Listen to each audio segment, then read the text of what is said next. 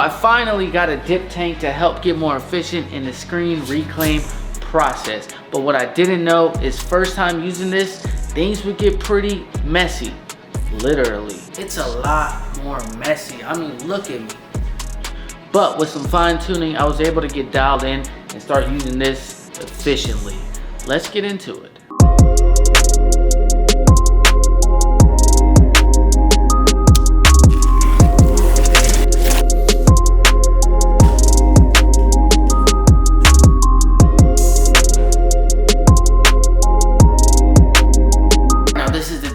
Gallon Easiway dip tank, and they actually sent me chemicals to put in here to help get it all set up, and they sent me instructions through email, so I'm going to read through that and then come back and show you guys exactly how I'm going to set this up, how much water I'm going to do. And keep in mind, this is my first time setting a dip tank up, so yeah, apparently it's supposed to be 1:7 ratio chemical and water, so we're going to set that up. So let's get into it and unbox those chemicals.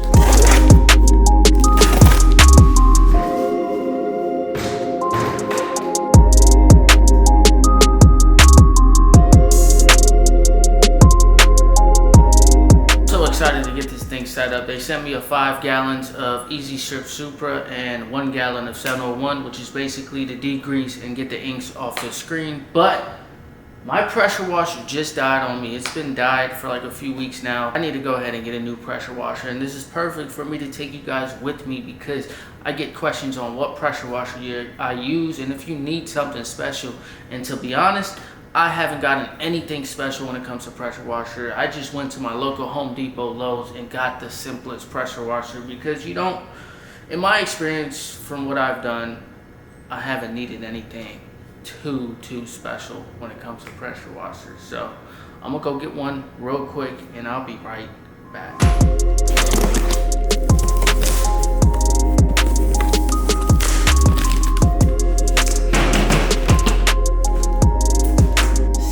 Pressure washer, which was just $99, but it gets the job done. As you can see, this has been through some shit. And now, here's our new setup, looking brand new. Got the hosing there, the pipes, the wires, and then the pressure washer system goes around and comes right here with our gun right here. And yeah, next choice of business soon is to upgrade that filtration system.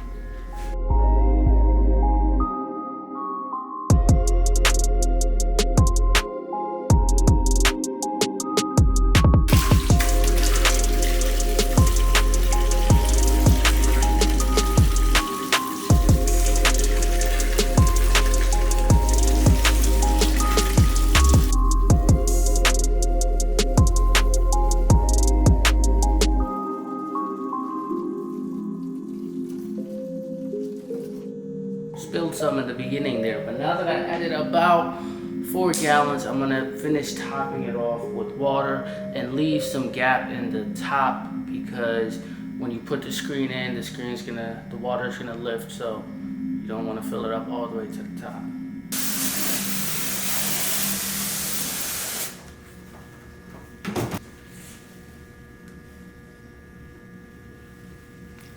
Wonder why it's so bubbly. I don't know if that's a good thing or a bad thing. Cool thing about this thing is it has a drain.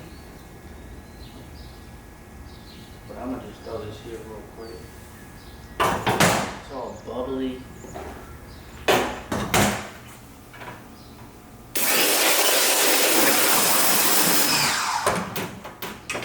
Sunglasses.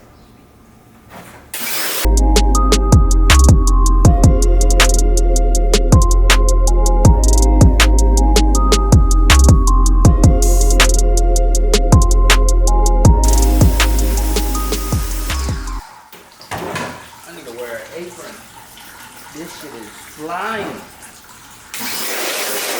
It's a lot more messy. I mean, look at me. What happened to me? Like, this is a whole, I'm usually not this messy. That's the only reason why I'm making this point is because after reclaim, I'm usually not this messy. Whew. Things got messy right there. I had ink literally all across my shirt, my body, my face, my lips, my hair, my arms, everywhere. I was like, what? And if I'm being honest, at that point, I was like, what's the big hype about dip tanks? Like, this just got me messy as hell. It was a little more efficient, but I was messy as hell. All right, there was basically 3 hurdles that I was running into with the dip tank. 1, it was so messy, I had ink flying all on me. 2, it was a bubble bath in there. There was too many bubbles. 3, the emulsion was already washing out by the time I pulled it out of the dip tank.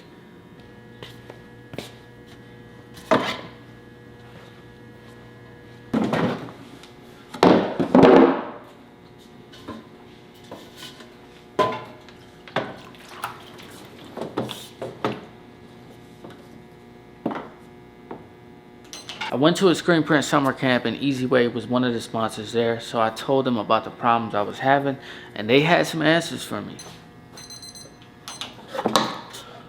1, when you pull out your screens, the emulsion should still be there. It shouldn't be worn out and in the dip tank. It's not how it's supposed to be. You have to find that perfect time where the emulsion is still there and it's not all worn out, because now when I go in with the press washer, that's when it should just blast out.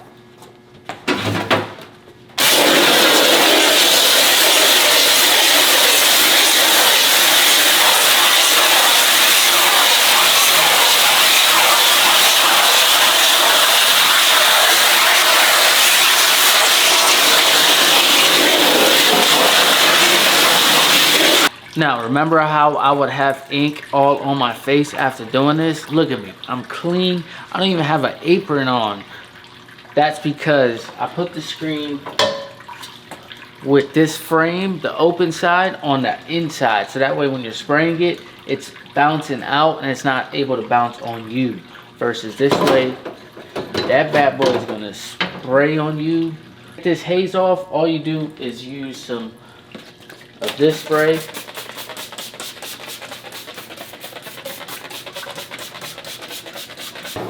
Now, after I scrub it with that 701,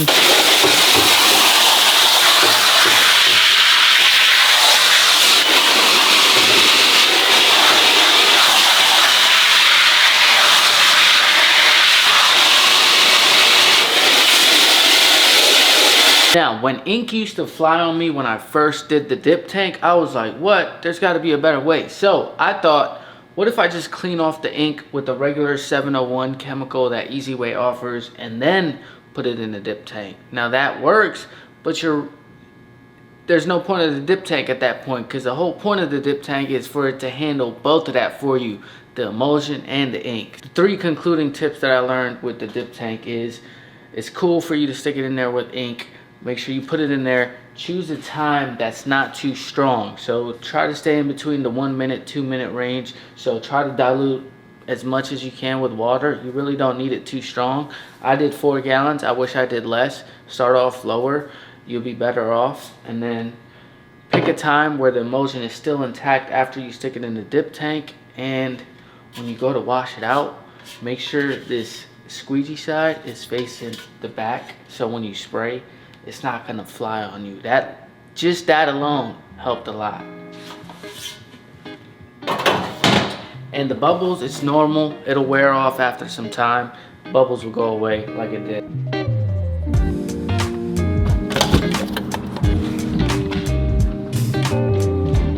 You guys remember this place, right? Still looks untouched, as y'all see. It's a work in progress. But I figured I'd bring y'all here, show y'all some updates. Well, actually, since we're on the topic of washout dip tanks and screen rooms are important in a screen print shop, I wanted to loop you guys in on my new shop here. Let me show you my plans for the washout station. So this is the whole corner that I'm gonna dedicate to washout and screens. And I think it's a pretty big size, and this corner specifically right here is where the washout is gonna go. So I'm thinking a washout station right here, drain, a dip tank right here or right here, whatever, but a backlit washout station taking up this corner. And then we'll have some mats right here, and then the screens will come right here. This is where the screens will dry. Basically, I'm thinking of either having a double-decker screen racks going long ways, or just 2 or 3 standing screen carts. But something like that is what I'm envisioning in my head.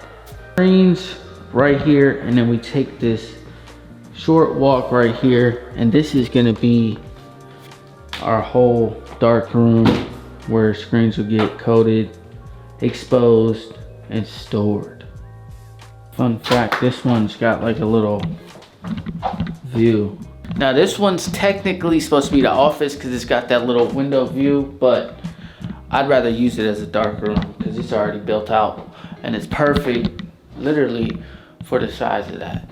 We also got this new vacuum LED exposure unit that I've had for months now, still never used. Figured I'd just keep it here, and I don't know.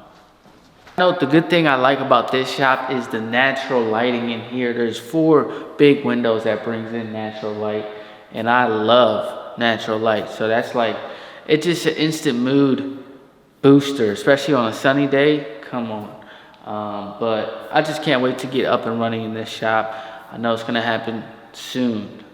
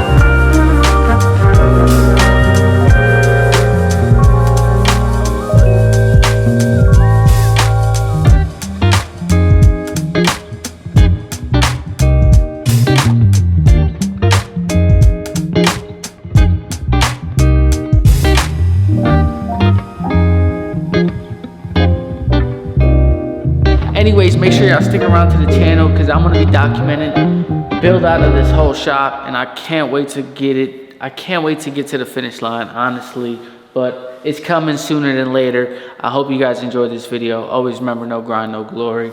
And side note, that dip tank is not sponsored in any way. Fun fact, I actually won that dip tank at the last Impressions Expo in Atlantic City in 2023. That's when I won it in like a basketball game. So that thing was free, but it wasn't sponsored, but it was free because I won it. But yeah, anyways, peace.